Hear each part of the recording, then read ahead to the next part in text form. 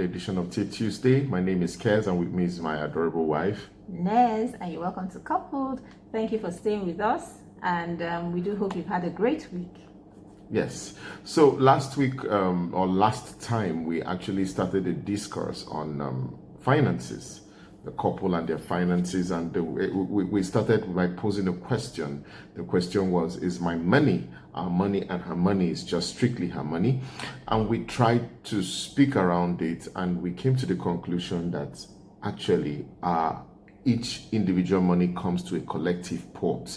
But that is not to bring us into bondage, because there are, yes, in everything, not everything is in black or white. There are actually various shades of gray. So it's important to come to some measure of, balance in that area. And that's what we want to address today. So babes, I will just leave that to you to go ahead and elaborate more. Okay, so today we're now diving more deeper into it, and what we want to talk about is, where we have irresponsibility on one party's part. Yes. In the marriage. So financial irresponsibility. Because you have situations where there are certain spouses that may just want to free ride on the situation. Exactly. Because you know that one party is always bringing money, maybe to cover expenses in this area, in that area, and it just creates a way for a party to relax. And men actually face that temptation of relaxing when your wife is the one picking up the tab in so many areas. So you just chill and let madam run the show. But sometimes it could actually create unnecessary burden on the other party, and those things could actually lead to conflict. So as much as possible, love may have to be tough in that area where the other party needs to be called to the carpet to say, you know what, step up to the plate and do what we have both agreed should be done. Yeah, that's so true. And remember that your home is unique and is unique to you. So everything about how you want to run the finances in your home is unique to your home. You might not want to put somebody else's template as your template, especially if their circumstances don't seem similar to yours. You might pick a few things here and there from the way some people do this, but always make sure that you tailor it to suit your own unique circumstance and your home. Why are we saying this? Is to say some homes, maybe, there's some families where they get married, the man is doing really well and says, oh, wife, don't work. Oh, yeah. And that's the agreement. Maybe stay back, raise the kids and do all of that. And there's some homes where it's the collective, you bring, I bring kind of thing. Yeah. But we also recognize the fact that some life is in phases and seasons, and some seasons might be tougher than others. Sometimes you may not have. Oh, sure. And it doesn't, remember, like we said, it is our money. So I think if we come from our money point of view, if one person can't meet up with their own share, and sometimes some people have sharing ratios. Husband and wife sit down and they say, okay, I do 70, you do 30. Or I do 60, you do 40. Some people agree to 50-50. Oh, yeah. Some people agree to 80-20. Whatever works for you. Whatever works for you. So if he is now at maybe 70 and I'm at 30 and something happens and he can't keep up with his 70 and I really can step up to the plate, it's okay because it's for the good of our home. Yeah. But where he doesn't, is no longer okay, is if I'm stepping up and he still chooses not to make an attempt. Especially when it is glaring that there are opportunities where for he him. Can actually, and maybe you just see that the home feet. is running like normal, everything that you feel, she can take care of it. Remember that all these situations are temporary.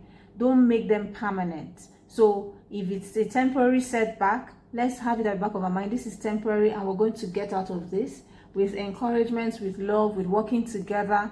I'm sure, some people may get out, but there are some realities where it takes a longer time. Oh, yes. And some people don't actually get out. Those are in the event of downturns. But then you also have the ones that are completely financially irresponsible. I don't know. I don't know where I heard that gist, but there are couples or there are men that dabble into gambling. That's things true. like Bet Niger. And I'll be very, very vocal about it. I don't think it's something, it's a get-rich-quick scheme. And you can't, some I might wives get some have to backlash borrow. on this, but I think it's important to talk about even it. that, babe. Some wives borrow. not for the husbands to go and bet. No. But because he will keep saying, oh, I have a project, I'm going, this deal just came up. She goes and she borrows and she comes to give him, and then he goes to gamble with that money. And it's not just that, it's no longer men. I heard also women. I spoke to somebody that told me there's a Bet Naija shop outlet around this area. Oh yeah, women gamble. Women that are gambling. And you know, those things are financial irresponsibility. And you know, because of the addictive nature of some of these things, you find out that people get to a point, because of the highs they get from it and probably being driven by covetousness or greed, they are willing to stake everything because they always see that there is hope for the future. There's something coming. So they are willing to gamble away the children's fees. And that's where it begins to get a bit messy.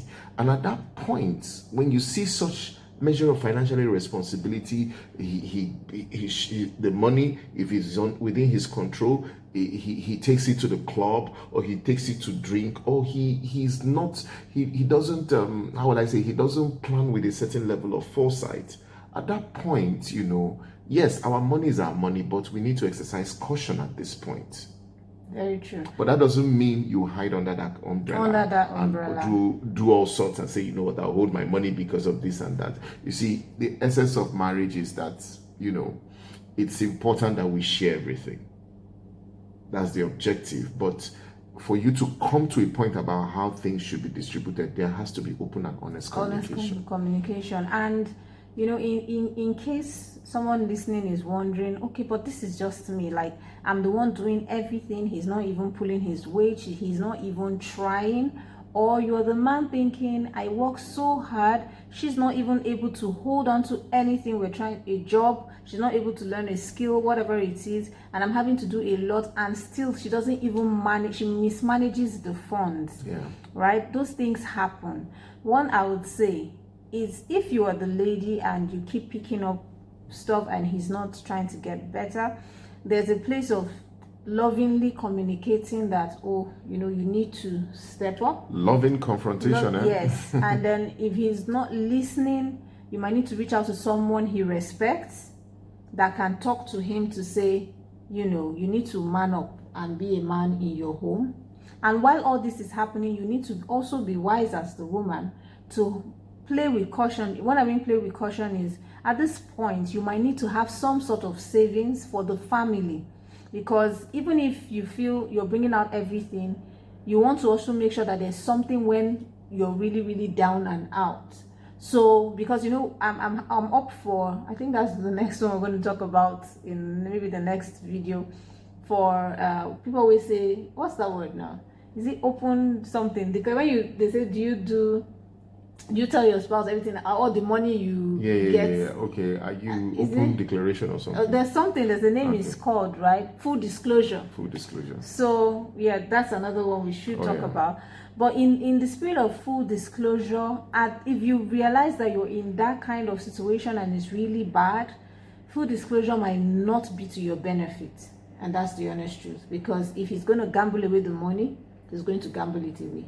So wisdom might be, keep some part, disclose some part, just so that you understand, you get that, you're not feeling that you're down and out. But remember it's a temporary situation. And that's just what I wanted so to it's say. not going to be permanent.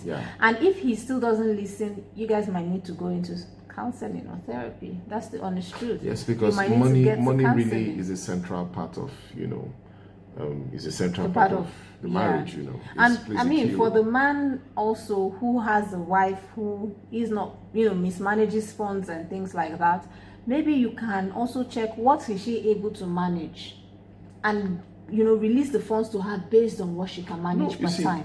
That's the way God works, you know. You see, as much as all things are ours, God has to trust us. He has to entrust some things to us. We need to be seen as faithful in an area before, you know, can give us more. So there's also that part as well. So it's looking at the balance, looking at where you are, not being discouraged, prayerfully, you know, approach these situations. Money is a spirit. That's the honest truth, and it can break. It can bring together. It can either bring out the best or the worst of us. Exactly, and you don't want money issues to be your problem. So if you have an irresponsible, like he has said, remember everything is a temporary situation, and you have to tread with caution in the area of an irresponsible spouse. Sure. So that's it. That's us for today? So that's what we have for you for today. Remember, you can still subscribe, and you can also watch all our previous videos. We thank you. We appreciate you. Thank you so much. And we do hope that you will keep having the best marriage of your dreams. Thank you. Yes. Thank you. Have a lovely time, and God bless you. God bless you. Bye. Hey.